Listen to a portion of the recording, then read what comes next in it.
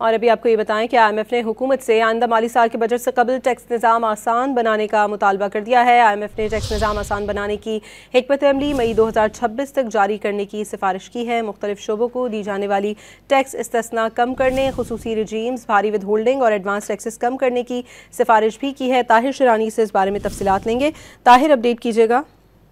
جی، عالمی مالیاتی فنڈ کی جانب سے آئندہ مالی سال 2026-27 کے وفاقی بجٹ سے قبل اہم ٹیکس اقدامات کی سفارش کی ہے۔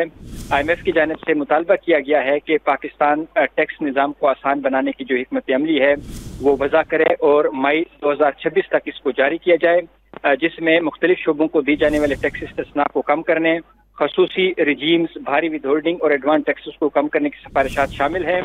IMF کی جانب سے FBR کے رولز بنانے کے اختیارات کم کرنے اور FBR کی سفارشات پر عمل درآمد میں پیش رفت رپورٹ سالانہ جاری کرنے کی سفارش کی ہے۔ IMF کی جانب سے FBR کے تنظیمی ڈھانچے میں بہتری لانے اور اس کے ساتھ ساتھ FBR کے فیلڈ دفاتر کے اختیارات کو کم کرنے کی سفارشات شامل ہیں۔